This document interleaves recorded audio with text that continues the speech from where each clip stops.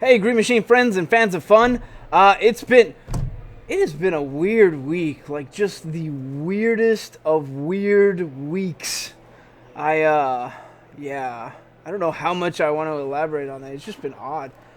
We have a stack of great comics this week. I can't wait to get into it with you. It seems like it's the week of fantasy.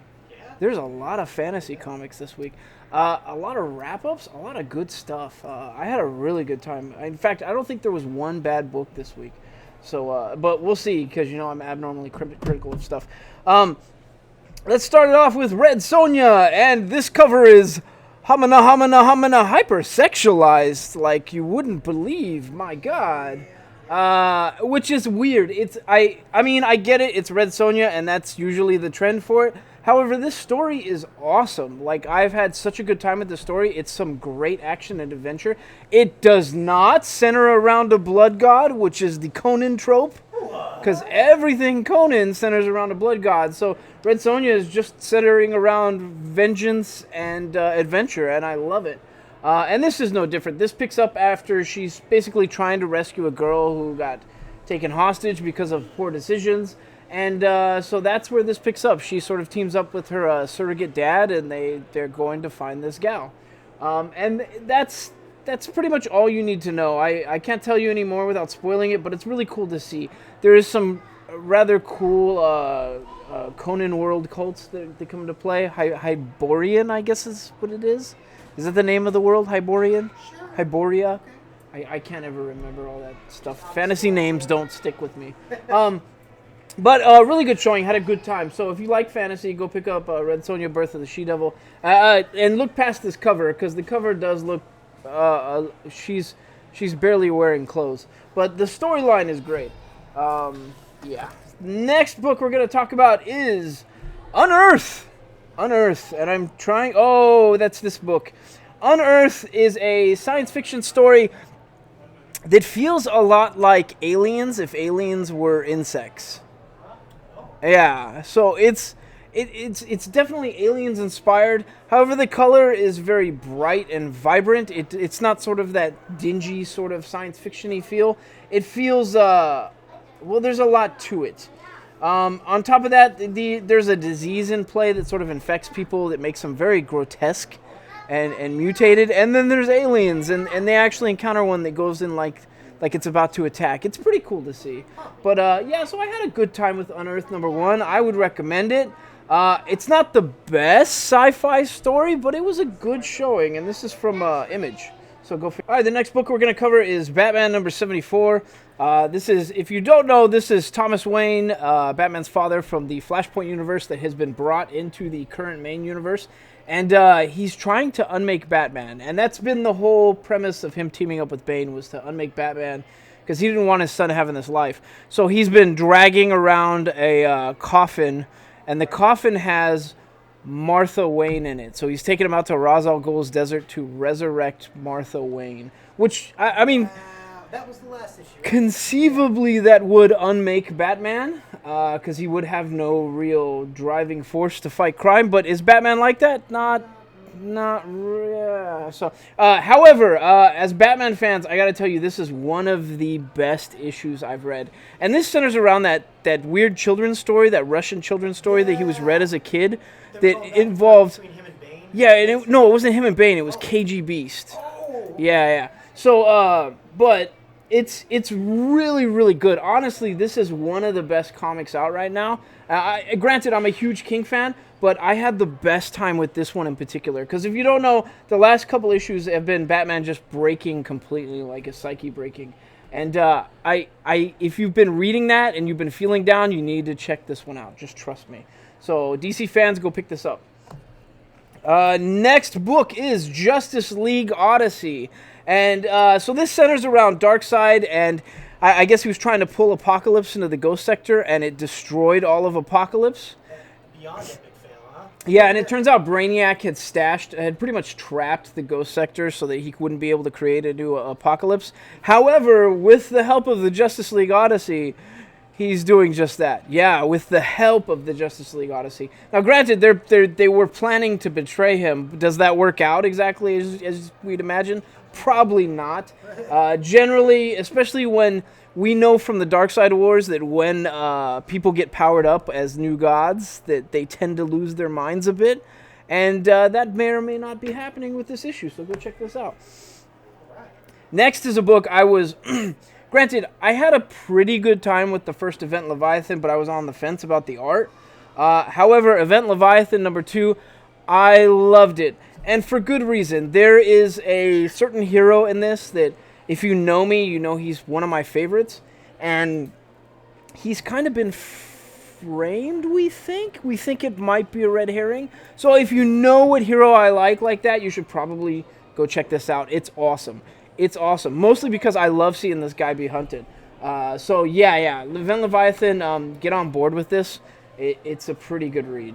And the art, I was super critical of the art last time. I had a really good time with this art. I got to tell you, I don't know what happened in the last week, but it's amazing. And that's true about another book that I read this week too, so I'll show you both. Next is Champions.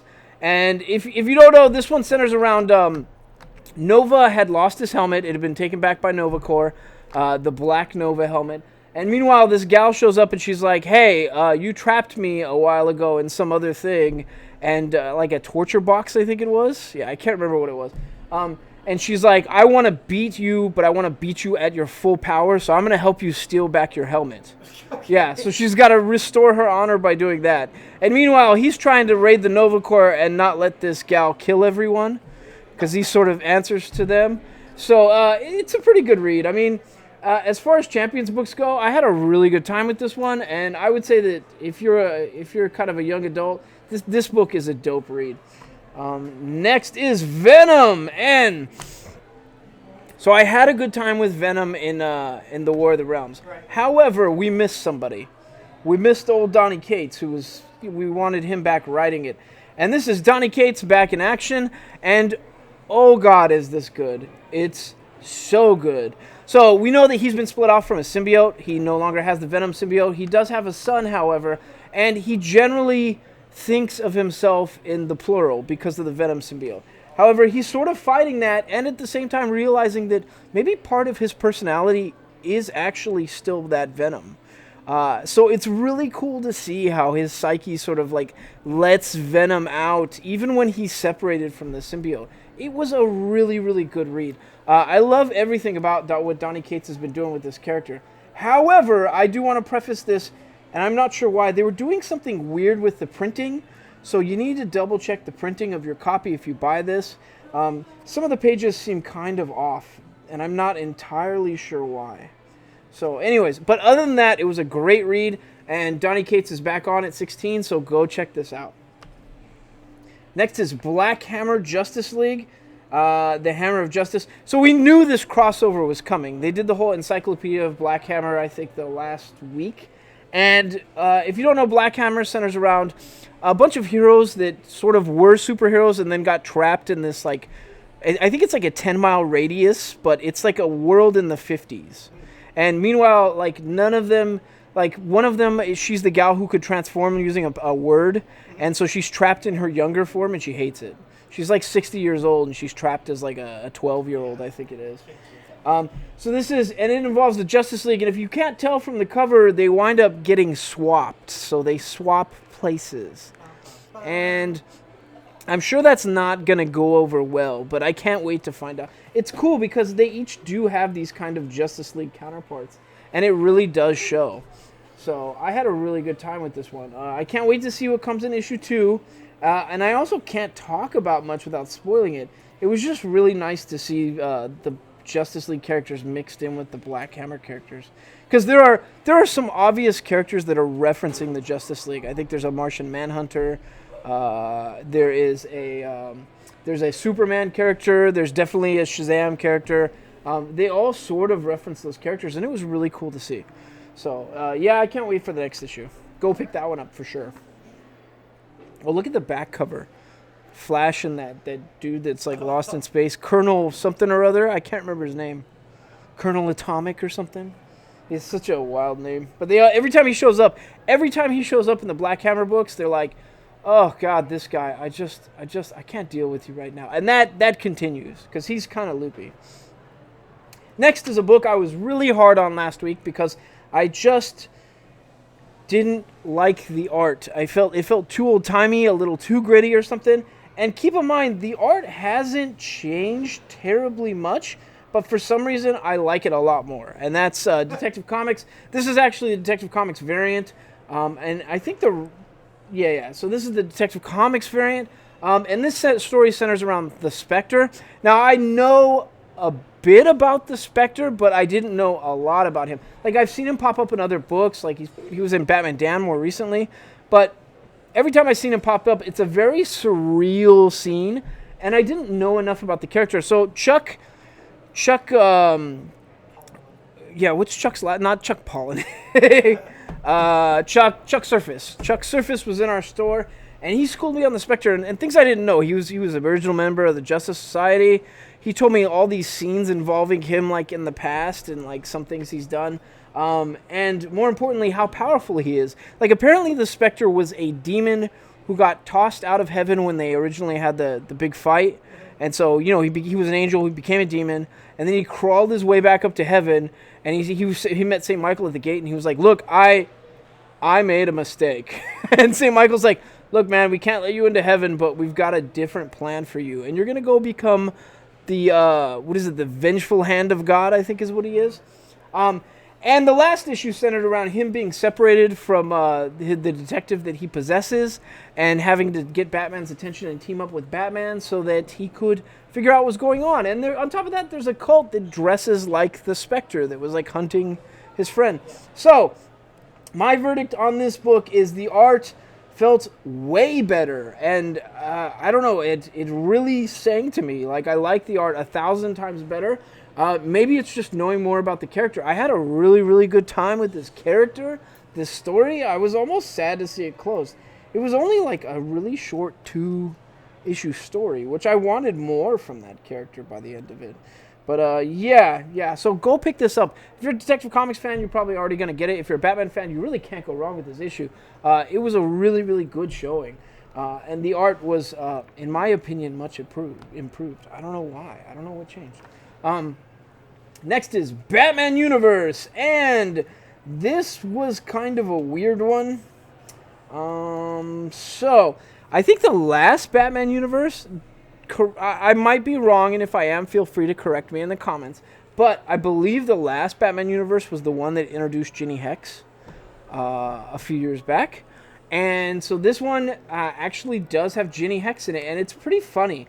So the Riddler has given Batman a riddle, and the riddle is, when is the Riddler not the Riddler? Yeah, you're looking really confused because that riddle sucks.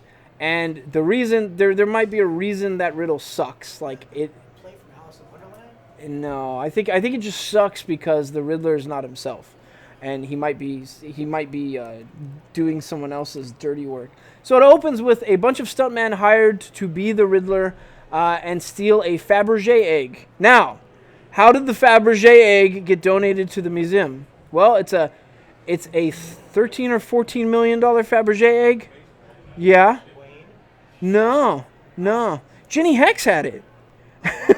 Ginny Hex had it. She donated it to the museum, and the reason being is, well, who the heck can I sell to a $13 million egg to? You don't know anyone that'll want to buy a $13 million egg. Neither do I. So it wasn't doing me any good. The more I read about Ginny Hex, the more I love her. Anyways, so DC Batman Universe was a really pretty good showing. My one qualm is, again, the art was not as strong as I'd prefer. It was so at best. Although they do something really cool with Batman's perspective in a few panels that I kind of liked. But yeah, so Batman Universe #1, go jump in on it. It was pretty fun. Next is, oh man, the Avengers. And this is all kinds of awesome. So, it takes place after the War of the Realms. Some of the Avengers are trying to help people. Tony Stark is helping people with remote-controlled Iron Man suits while he's chilling in a hot tub. There's a giant hot tub in the Avengers Mountain, and Thor shows up there, and Thor is just randomly, like, setting down his hammer, picking up his hammer, setting down his hammer, picking up his hammer. because he's happy to have his hammer back. And pretty much all of the Avengers decide they're going to go hot tubbing and take a break. And it was great. I had a good time with this book. There is some other stuff happening. It's building towards a fight with this other team that Coulson's been working on. And so that's coming up. But it was really, really cool to see. It was a fun Avengers movie, and it was a great way for Jason Aaron to wrap up this story. So go pick this up. It was a good movie. Is that what you're saying? That's what you said. Did I say it's a good movie? It was a good story. Dude, I do that all the time. I say episode. I see comics in my head almost as movies when I'm reading them, so I just get mixed up. But it was a good event. That War of the Realms was awesome. That was everything that Marvel should be doing with events. And to hell with that Infinity Wars event that happened earlier this year, the Warps event. To hell with that event. However, man, Jason Aaron, you really knocked it out of the park with War of the Realms. I want to buy all the trade when it comes out because it's just that good. I like that they did that because they went straight from that Civil War with the vampires into War of the Realms. Yeah. And they didn't have any break. Now they got a break. Well, and the Civil War with the vampires was touched on in War of the Realms, so it's going to reappear. Ooh. So it's going to be bigger than it already was, I'm sure. Ooh. So next, we're going to talk about Mark Waid and Madia DeUlius, Invisible Woman. And this centers around, if you don't know, Sue Storm, whose power is summoning shields. But also, if you don't know, she used to work as a spy for old Nick Fury. Okay. Papa Daddy Nick Fury. Long time ago. The first eye patch Nick Fury. And so she used to work with it. Somebody she used to know, an acquaintance of her that she used to know, has caused a little trouble. And meanwhile, like the rest of her family is sort of busy with something, so she goes to track this person down. And she goes to one of the worst nations in the Marvel Universe. Which one do you think she goes to? Latvia? No? That's a good guess, though. No. Knowing Sue Storm. Bagalia? No, that would be my guess probably too. She goes to the other one, the one that Black Widow and Wolverine hang out in. Oh, Madripoor. Yeah, and that might clue you in as to who she meets up with in this. So here's my verdict on this. My verdict on this is it was amazing. I had a really good time with it. I love the art. I had a good time with the art. And more importantly, a lot of times these sort of Fantastic Four books that spin off don't always sing to me, but I had a lot of fun with this. I want to know more. I want to know more from her story. I didn't know enough about her being a spy back in the day. But yeah, working for two Nick Furies, like how foolish do you have to be? Like that's a dangerous game right there. Next is War of the Realms Omega. This is another wrap-up book from the War of the Realms. And they sort of run the gauntlet from serious to not so serious to whatever else. This one centers around all of the people tied to it and the potential spin-offs. The first being Valkyrie. So Valkyrie, basically she broke the hammer she had from, what is it, the Ultimates Thor? I can't remember which Thor that was. I think it was Ultimates, wasn't it? Because that was the last one that existed. No, I just threw in Ultimates because I couldn't remember the word. It's fine. So she broke the hammer. The hammer flew into her and then started changing. We saw like this gold stuff on her arm. And so that plays out. And obviously she becomes Valkyrie. We all know she becomes Valkyrie. We've all seen that the book drops. We've seen her in that form. And then Loki, obviously he killed his dad. So guess who he's king of? Oh, wow, Jotunheim. Yep, king of the Frost Giants. Malekith. That name hangs me up every time. It's such a weird name. It's like somebody just threw a bunch of letters in a jar and we're like, okay, his name is Malekith. I hear it. My mind goes to like, is it Amish? I just want to call him Malachi. Oh, Malachi over here. That's the Amish name too, right? Yeah. Malachi was churning butter in hell. No, I don't know. He's in the land of the dead and getting tormented. And then we've got Punisher right here. And, I mean, he looks very battle-hardened from this war. But Punisher is going to steal Thor's goat and go on a kill crew adventure across the realms, killing things. Because that's what he does. That sounds amazing. That sounds amazing, and that's the Punisher Kill Crew. That's coming up, so get on board because I'm totally on board with that crap. Anyways, so this book is pretty good. It's a pretty good wrap up. I was happy with it. I saw a lot of stuff that I wanted to see. You should probably get it anyways because it sort of takes place directly after the events of Book 6 of War of the Realms. So you're going to want the wrap-up. I think we only have like 10 copies, so come pick one up if you can. That's where... Hey, okay. Next book we're going to do is Black Cat, number 2. And I really love this book. I had such a good time with this book. And it's weird to say, the art was not my favorite. I'm going to say it right away. So this is Jed MacKay, and I guess the artist is Travel Foreman. I don't really know Travel Foreman that well. Maybe I should. So the art was not my favorite, but it still was pretty good. However, what it covers is basically she's going to the Sanctum Sanctorum to steal from Doctor Strange. Does not seem like a good idea on any timeline in any universe. But she's going in with a former magic user to sort of she calls him a Merlin. So she says at the beginning of the book, she's like if you need someone for security, you hire like a tough guy, like a strong arm type person to knock people around. If you need somebody for computers to tackle computers, you hire a hacker. And if you need someone to tackle magic and lead you into one of the most magically secured places in the world, you get a Merlin. They call them Merlins. I think that's a pretty good nickname. Anyways, I loved everything about it. I think what I really loved about it is her narrative, her voice in her head was perfect. It was outstanding. She was constantly complaining to herself about the situation she found herself in, and I loved it. There was so much character in this book. So Black Cat number 2, if you're on board with Black Cat, good job. It's a good series. If you want to get into Black Cat, it is not too late. This is a pretty good jumping off point. There's not too much you really need to know. Next is another book that I love so much, and I don't hide it. And that is Naomi. This is Naomi number 6. This is the wrap-up of her first arc. This is the book that is the final book that is going to be coming out in our trade paperback form for the first trade, and that's going to hit in October, I think it is. But, oh, God, everything about Naomi is just amazing. The art is amazing. The story is amazing. The character is amazing. I didn't, like, we tried to guess her origin for a long time. Yes. And we were not really close at all. And I'm not sure anyone was.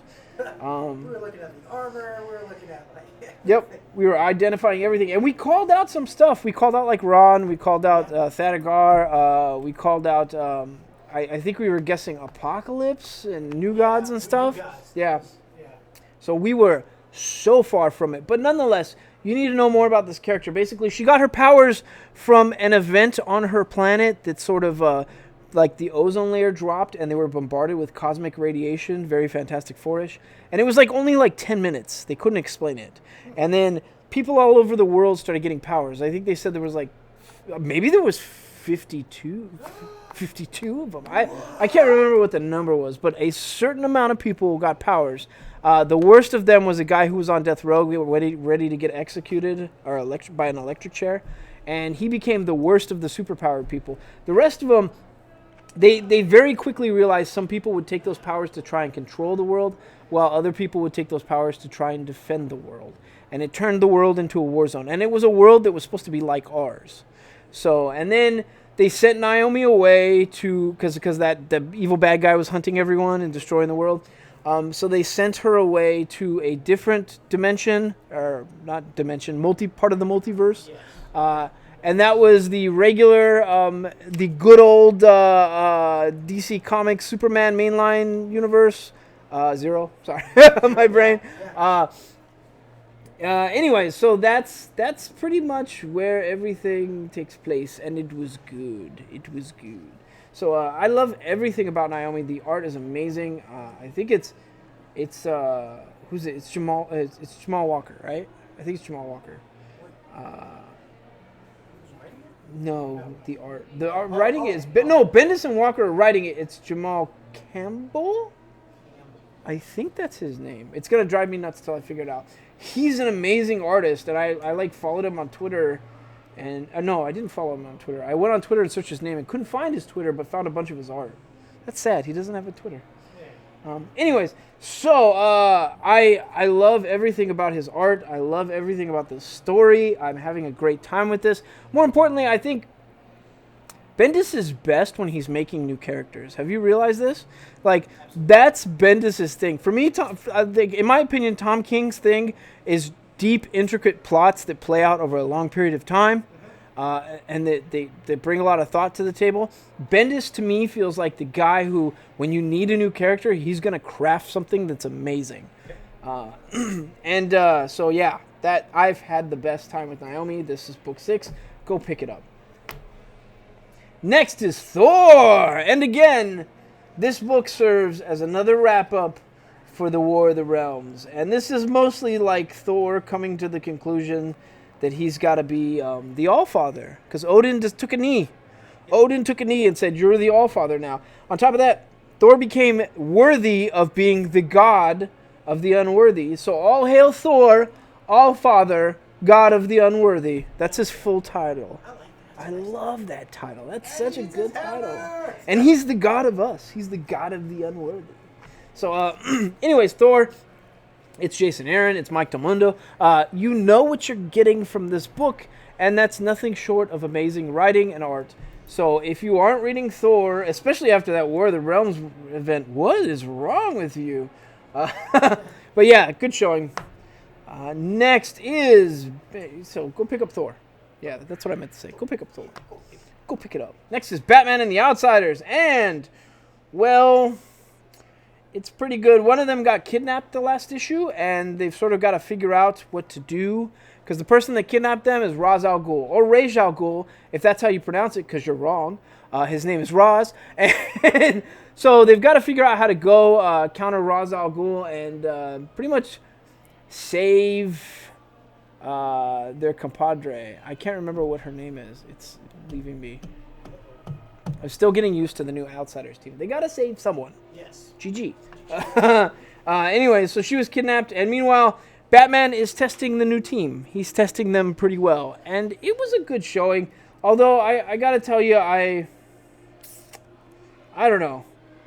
They didn't do much, and I wanted to see more of the signal. I don't think I've hit it. I'm a kind of a big Duke Thomas fan, and especially since, like, We Are Robin, I really loved We Are Robin, and nobody seemed to like it. But I connected with Duke Thomas quite a bit, so he's one of my favorite characters. So I'm happy that he's center stage on this team, although in this issue, he just sort of gets knocked around, which was not my favorite thing.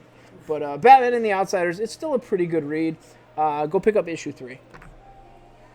Next is Critical Role Vox Machina Origins. And if you don't know what Critical Role is a long-running D&D campaign that I think is hosted on the YouTube channel that is ran by I can't remember his name. The guy who played Wesley Crusher. Why can't I remember his name? Will Wheaton. Yeah, Will Wheaton. Ah, God. Brain damage. Can't ever remember someone's name. So, anyways, Critical Role, if you haven't seen it, is amazing. And I have never played a D&D game. I got asked to play one time with my buddy Ethan, and we got asked to leave the game. It was very sad, because we weren't taking it seriously. So I don't know if I was playing with the right crew or what, but I have never played a D&D game, and I've always wanted to play a D&D game. And I really, really love this. Like, as far as fantasy stories go, this one was amazing. Like, I had a blast with it. I wanted to know more about it. I wanted to follow these characters for several books. Yeah, I had a really, really good time with this. And I think it shows that people who play D&D and know fantasy storytelling well will write good stories. And that shows in this. On top of that, the art is just to die for. Who is the artist? Jody... I don't know which one of these is the artist. Whoever the artist is outstanding. Like, they need a high five. Because as far as, like, fantasy comics are concerned, this was almost the Rolls Royce of fantasy comics. Olivia Sampson. Oh, yeah, right there. So she did a good job with the art, and the story was outstanding. I can't wait. I think this is series 2, so they've already done one series that we didn't cover. But this is the first issue. Go get on board with this. Next is... Well, good news, guys. It's another fantasy comic.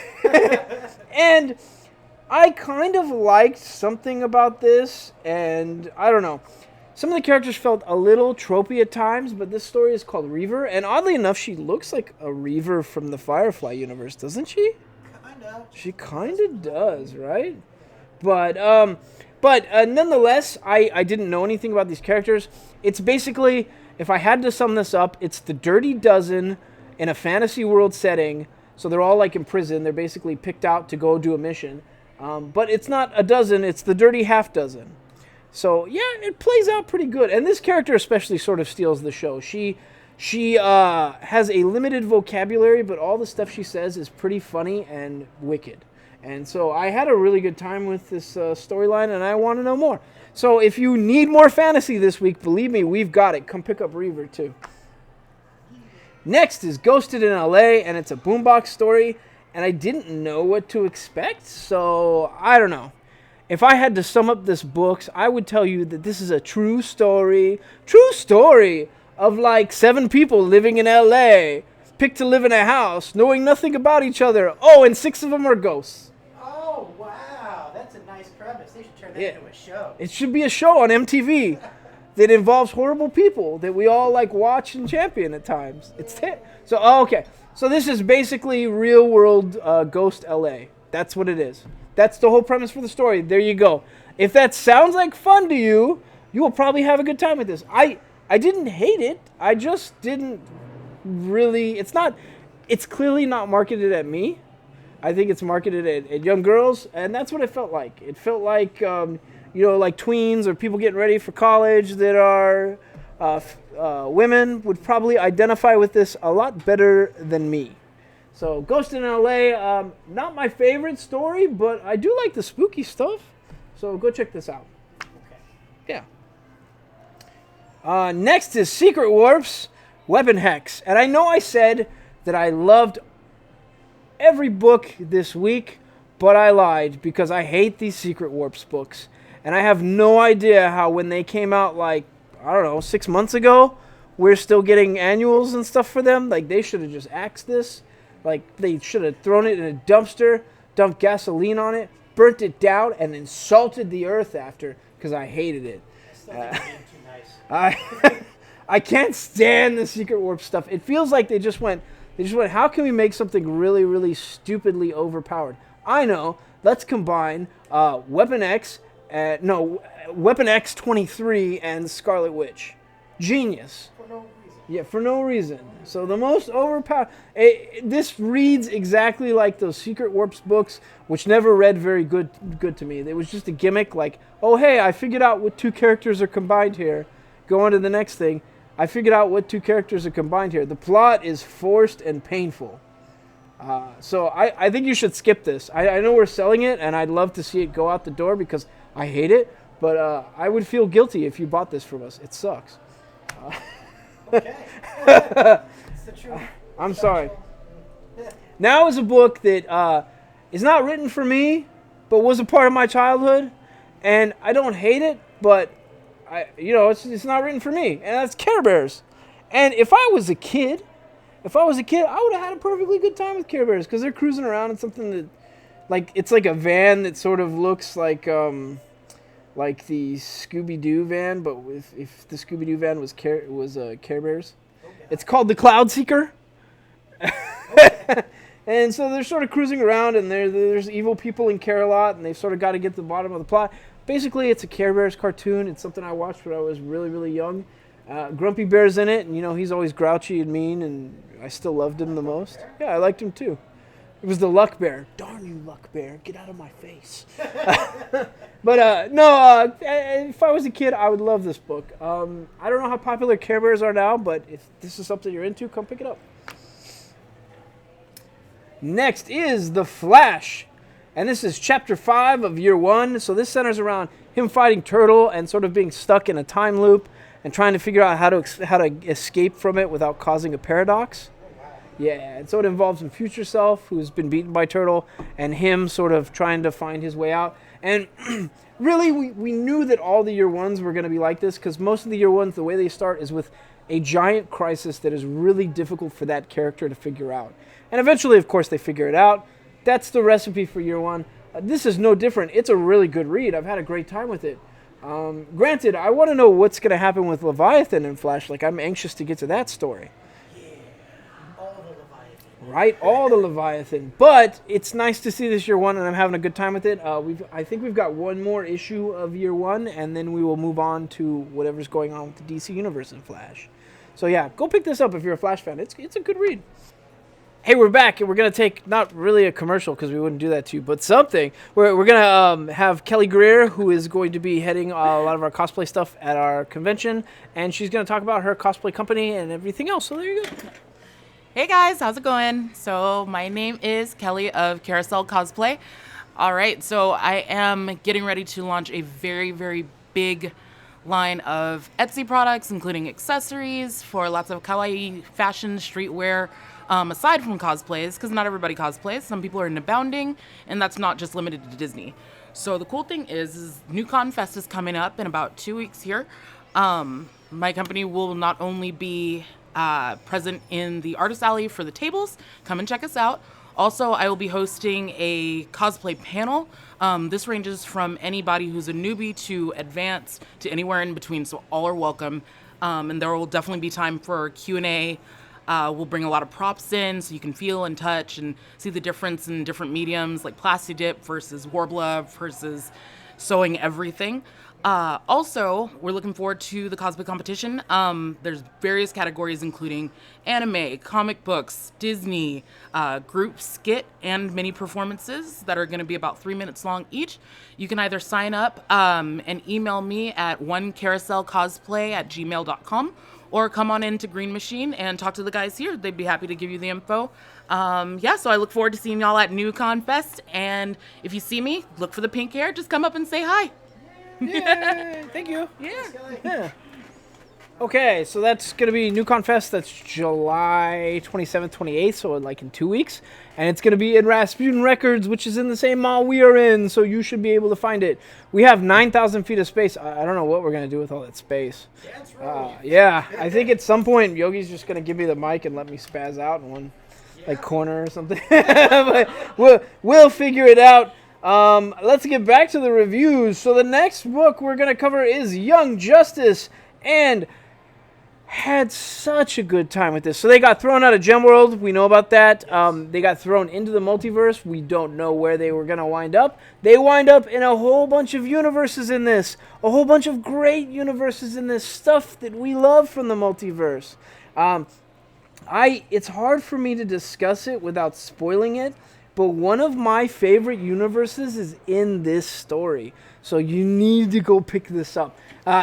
If you know anything about the DC Comics multiverse, or you love the DC Comics multiverse, you will love the worlds they picked to travel in. They didn't really pick it. They got thrown into it.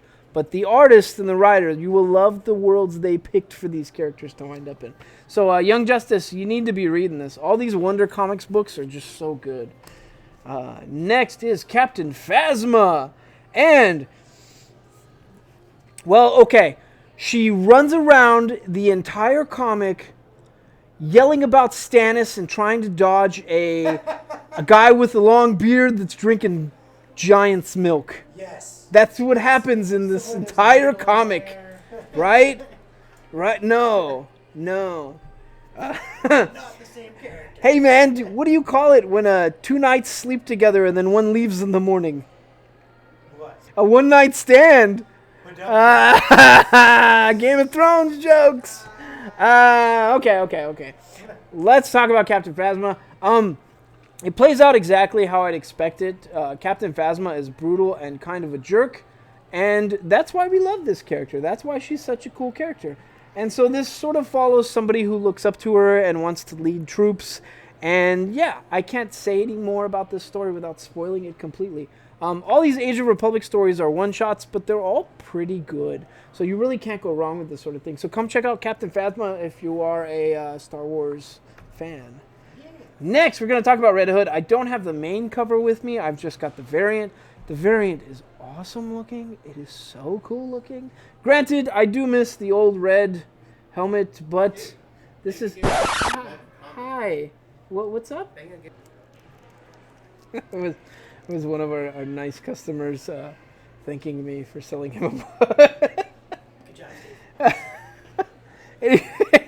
Okay. He's a really nice dude. Yeah, no, absolutely. Anyways, so this is Red Hood. If you don't know, Red Hood's been on kind of a wild ride. He got thrown out of Gotham after fighting with Batman. And the reason he got into a fight was for shooting Penguin in the face. And after that, Artemis and Bizarro got sucked into a portal, which I think led into the Dark Multiverse. We haven't quite confirmed it. But so he got separated from them. And then, Arsenal died. So he's had a terrible, terrible, no good year. However, this, on the other hand, was great. I kind of felt that they'd sort of lost their direction because he'd taken over Penguin's casino to sort of get back at Penguin, and he had Penguin locked in a safe room, and so he could see everything, but he couldn't signal for help. And meanwhile, he just sort of dismantled Penguin's empire. And that was cool to see, but it felt a little directionless for a few issues. And this, however, does not. They actually wrapped up a lot of stuff going back, I think, 9 or 10 months. They had some pretty wild wrap-ups. So this writer had been plotting for some time, and I had a really, really good time with it. And as a Red Hood fan, it pained me. The last couple issues felt a little like filler. But this was a great showing. I had such a good time with it. But granted, I'm really, really biased about Red Hood. So if you're not into Red Hood, you can sort of take my opinion with a grain of salt. But I think go pick this up. Plus, this variant is great. Yeah, cardstock too. Cardstock variant. Next is Bitterroot. So Bitterroot has been an amazing ride. And I think they wrapped up their first story arc a few months back. But it basically centered around monsters and a family that was fighting the monsters, but the actual monsters were a very in-your-face metaphor for racism. And it was beautiful how they did it. The story was great. The art was amazing. And I mean, the art is just to die for. Who is the artist for Bitterroot? Oh, Walker Brown Green Cowles. All the people tied to Bitterroot. So it was great. It was a really good showing. And these are a bunch of short stories that center around the characters that were in the actual Bitterroot's first story arc. So it centers around all of them. It tells a further story, a little bit of backstory about these characters. I want to say it's 5 separate stories, which it's kind of a thick book, but they tell a lot in a short amount of time. So if you've been on board for Bitterroot, one of the things that this story discuss, what's up? It's a nominee for the Eisner this year too. And it should be a nominee for the Eisner. One of the things that the Bitterroot brings up in this issue in particular is the bombing of Black Wall Street in Tulsa, Oklahoma, where I don't know if you know this story. A lot of people don't know this story, but I think it was the 1920s.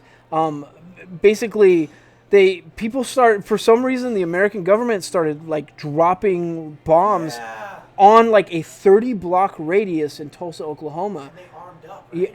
And was just killing the black community.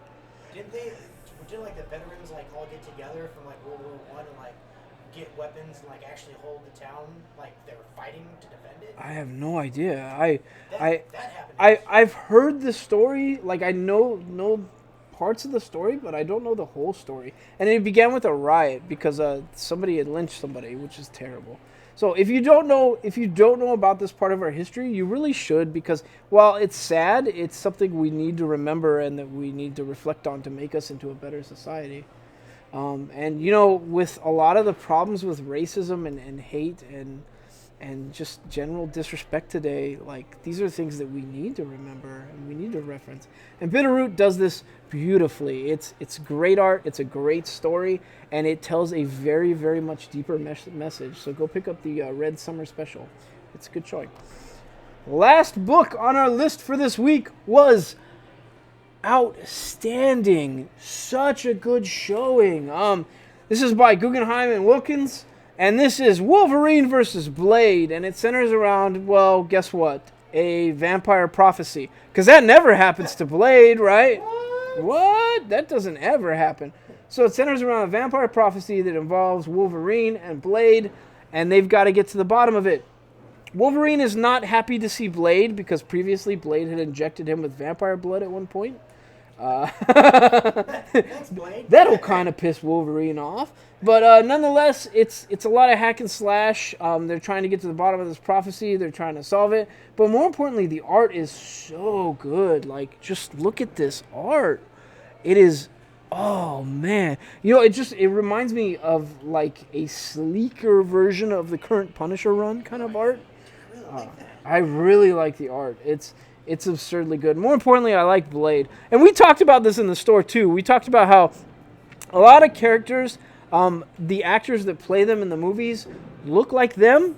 And that would be like, you know, Captain America, Robert Downey Jr. looks like Iron Man. And granted, I think a lot of times the artists start dialing it in to make their characters look more like the actors on purpose. However, one guy who is clearly Wesley Snipes, drawn as Wesley Snipes every single time, is Blade. Like Blade looks exactly like Wesley Snipes. And if you go back to the 70s, he's got like an afro and like a chest full of like steaks. Yeah. So he doesn't look like that. But ever since the movies, they're just like, well, and I think before the movies too, like the character did look like Wesley Snipes, but nowadays they very intentionally make it look perfectly like him. And I loved it. I had such a good time with it. I love everything about Blade as a character, and I'm happy to see that Marvel has dusted him off and thrown him back on the Avengers. And I need more vampire comic goodness. I really do. I still have this feeling, this inclination that we might be seeing him in the MCU. That's why we're I getting all hope this so. hype. I hope so. You know what? I saw him in a TV show centering on vampires. What We Do in the Shadows. Oh, If you watch What We Do in the Shadows all the way through, eventually you get to the main vampires, and one of them on webcam for coming in from afar is Blade. But it's just they call him Wesley Snipes, but you know it's so funny, it's so hysterical. Yeah, it was great. That was great. Wolverine versus Blade was great. It says mature content because there is an awful lot of gore in this. I mean, it's hard to tell a Blade story or even a Wolverine story without some gore. yeah, they just upgraded that too. Yeah. So it does say mature content. So you know, you don't come pick this up if you're a little kid. But otherwise, this is a really, really good showing. Plus, that's the X-Force suit, isn't it, for Wolverine? I think so, yeah. I think Black. that's the X-Force suit. Right. Keep in mind, mutants are not my cup of tea. So sometimes I misidentify stuff. I should be more into them. Anyways, but yeah, so Wolverine versus Blade, come pick this up. It's a great showing. All right. Now we'll do the drawing. All right. 70. We are looking at Derek Lastinger. Derek Lastinger, you won a poster. I need to Keep that up. pull that out. Okay. 287. That is going to be Kim Nagu. Oh, Kim Nagai. The guy. Yeah, you won a poster. 47. That is going to be Ashley Lentata. Ashley Lentata, you were just in here and you won another poster. Yay. So thank you to our subs. If you want to be entered for posters and winning posters every week, come down, subscribe to a comic. Just one comic will get you an entry. On top of that, if you spend more than $30 in our store this week, you will be entered to win a Captain Marvel core collectible box. It's got a Funko in there where she's going binary. It's awesome. Yep. And then what else? Our new Confest. Yes. New Confest. New contest. I'm gonna get that name right one of these days. New Confest, because we didn't want to call it a Comic-Con because that's a good way to get sued now. Yeah. So our New Confest, working title. No. New Confest is going to be July 27th and 28th. It's going to be in the Rasputin Records over here. So come out and have a good time. Yeah, that's all we got for you, right? We're going to have, I think, multiple comic shops, collectible shops, Yep. a Funko, maybe have people from a Funko group trading. Yeah, what else are we going to have? God. We're gonna have Live panelists. DJs, Yeah. panelists. We're gonna have panels, and a comic, not a cosplay contest. We'll have Yeah. that too. Is that everything? That's just about everything. Yeah. Whew, I'm so tired. So that's our show for this week, and thank you for watching us. See you then.